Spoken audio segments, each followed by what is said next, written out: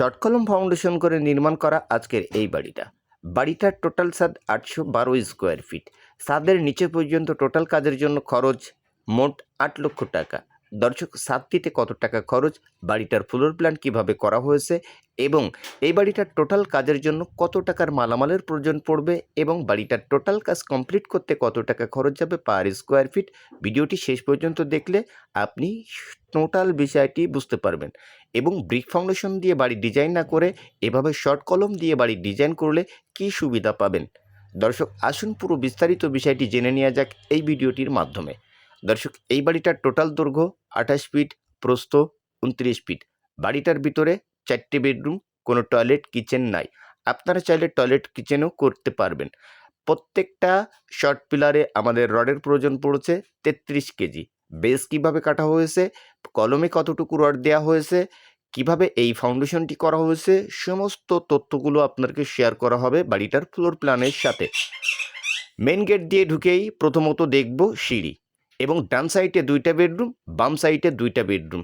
অনেকেই কমেন্ট করেছিলেন যে ভাই, বাড়িটার ছাদ শ্যাটারিং কাজ করা পর্যন্ত এবং ছাদের নিচে পর্যন্ত টোটাল কত টাকার মালামালের প্রয়োজন পড়বে, ছাদে কত কেজি রড যাবে, বাড়িটা কমপ্লিট করতে কত টাকা খরচ যাবে, তার একটি এস্টিমেট নিয়ে টোটাল একটি প্যাকেজ ভিডিও অবশ্যই দেবেন।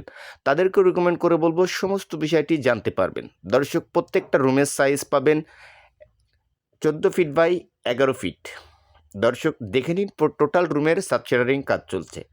আমরা 1,30,000 টাকার বাজেটে ফাউন্ডেশন থেকে ছাদ দেওয়া পর্যন্ত টোটাল কাজ করে দেব মহাজনের।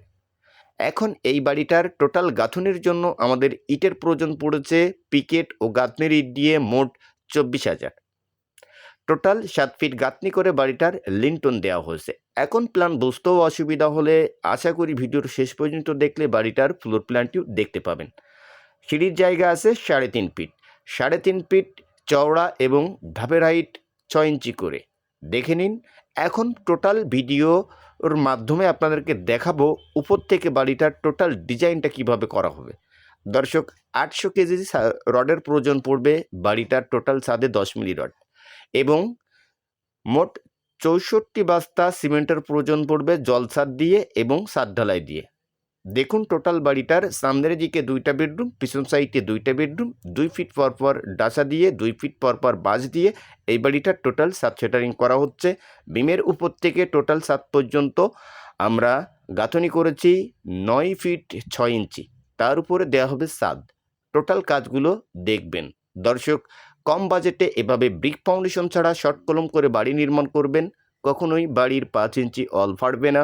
বিল্ডিংটার ডিজাইনটা হবে অসাধারণ। বাড়িটার বেস কাটা হয়েছে এভাবে 4 ফিট বাই 4 ফিট, 1 ফিট বিট বালু।